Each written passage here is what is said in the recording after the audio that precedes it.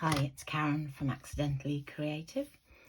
Today I'd like to show you how I've made, it's my first Christmas card of the season, using the Sentimental Wishes stamp set and dies from Stampin' Up. Okay, so this is what we're going to make. It has some dimension on it underneath the pieces here. Yep, okay. So what you're going to need to make this is a card base that is 11 3/4 by 5 7/8, scored at 5 7/8, which gives you a nice square base. A white panel for the inside, which is 5.5 inches by 5.5 inches, and that's to go inside just there. DSP, which is 5.5 inches by 5.5 inches, to go on the top there. Now this is my centre bit for stamping on, but it's also going to be the guide to put the foliage around to make the wreath. Okay, so let's get these bits stuck down first, get them out the way so they can dry. I wanted to do this last week. Oh, might help if I got a bit better with a bit of light on. I wanted to do this last week, but it got a bit busy with the grandson's birthday party and stuff like that, and I just decided I'd do it when I wasn't quite so rushed. Okay, so let's get that nicely evenly set in there.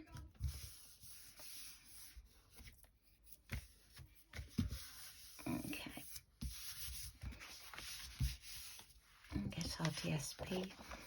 This DSP is from the Take a Bow set, and you get 4 designs of 6 pieces of the 4 designs.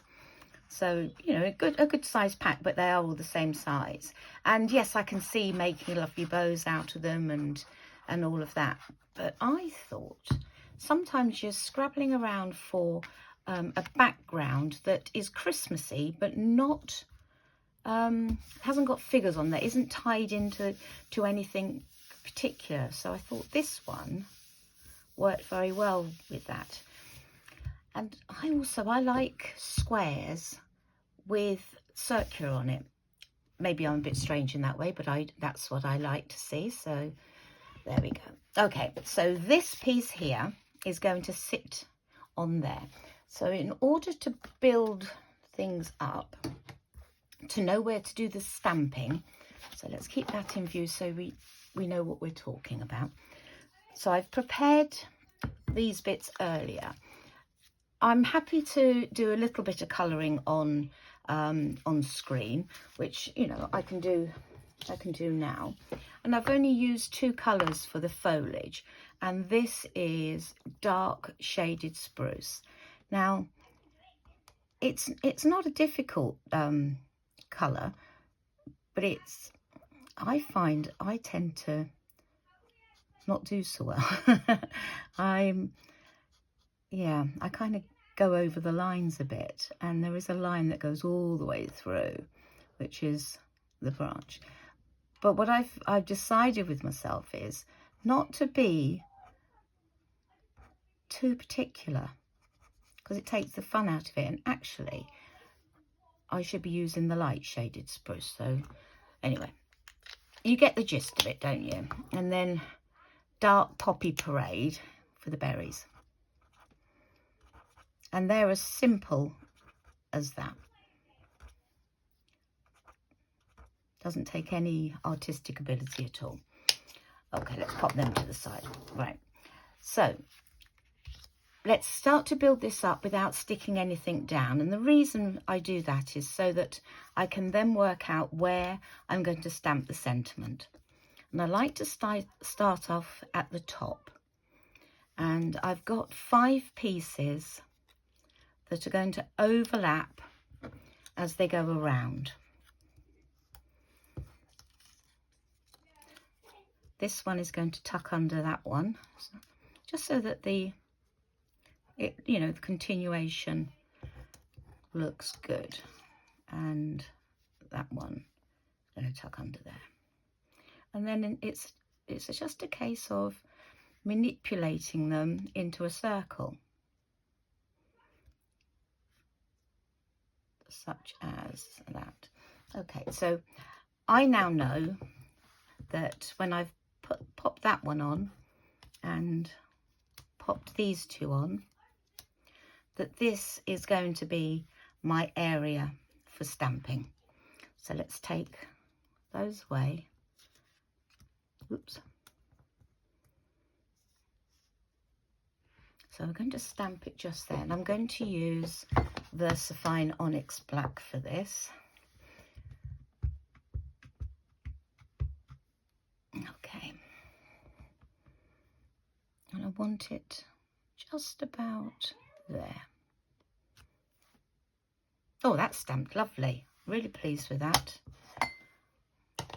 I don't know why I sound so surprised, because to be fair, stamping up stamps are far superior to any of the others that I use.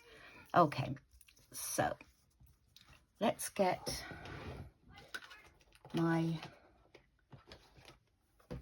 little stamping silicone mat and some snail adhesive. So now if you think about it, it's half of it's going, well, just slightly over the half. So when we turn it over,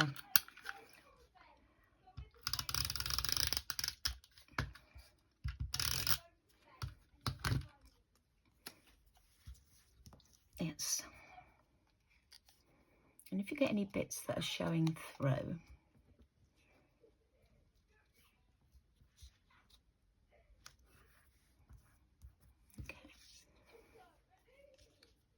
actually, I'm rethinking this.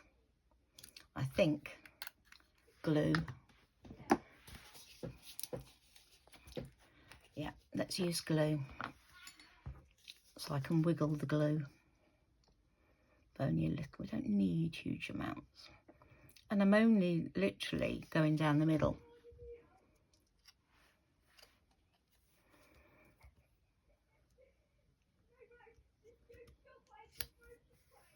And I do apologise if you can hear the boy in the background. I have asked him nicely to be quiet. I have told him to be quiet, and I have shut my craft room door. And he just seems to get louder and louder. I don't think he has any concept of what quiet is. But hey, there's only a week left and they go back to school. Okay, now this one here, oh, it's still free, that's good. Because this one I need to go through the middle there, but I need to tuck that bit under there. Can you see? So I've tucked it underneath there, so you don't see the joins. And let's just lift that one slightly. Okay, let's get this down. It's a really quick card to do once you've done all the colouring. And I put on a film the other evening, and I literally just coloured away whilst the film was on. It wasn't a film that needed an awful lot of attention. It was one that I was familiar with. Okay, so how are we looking? That doesn't look too bad. Okay, so now I need dimensionals and pop them on the back of here. I will do a colouring tutorial at some point, but you know, most of us know the basics of colouring, don't we? And in some of the blending and all of that, I haven't done any blending. I've literally coloured in the colours that I thought looked nice. You can go overboard with, you know, all of the techniques. Okay, now let's pop that one there. I want these to stand up a little bit, so I'm not sticking the top bit down. So that one I wanted just there, and this one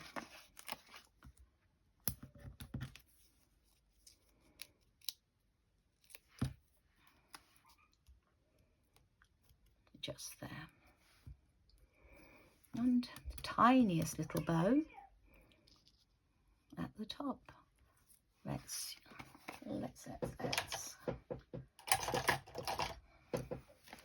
grab my, what I call my glue scissors.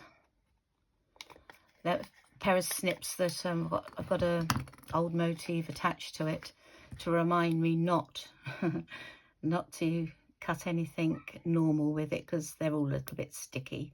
So I only use that for cutting anything with glue already on. Otherwise you end up with not the best scissors in the world. Okay, so that goes there. And on the back of this, let's pop some more dimensionals.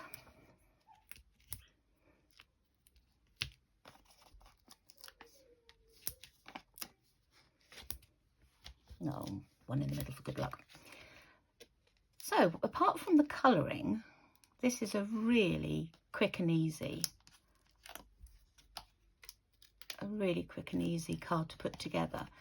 I highly recommend just sitting there of an evening or afternoon or whenever and just colouring your little heart out, because that way you can just pull out the pieces you need and put a card together. So that goes there. Now, did I pop anything in there? No, I didn't. And I've actually done this as a side fold, whereas normally I do tent folds, and it works perfectly well for both. What do you think? Do you think I've done a good job? I'm happy with that. Okay, I will be back very soon with another card. As I say, this is the first of the Christmas makes that I'm doing. I wish you good crafting. If you want to know the products I've used, I will link them in the description box below. If you'd like to order from me, there is a link to my online store. If you don't have a Stampin' Up! Demonstrator, I'd be happy to oblige in that respect. Anyway, happy crafting and see you all again soon.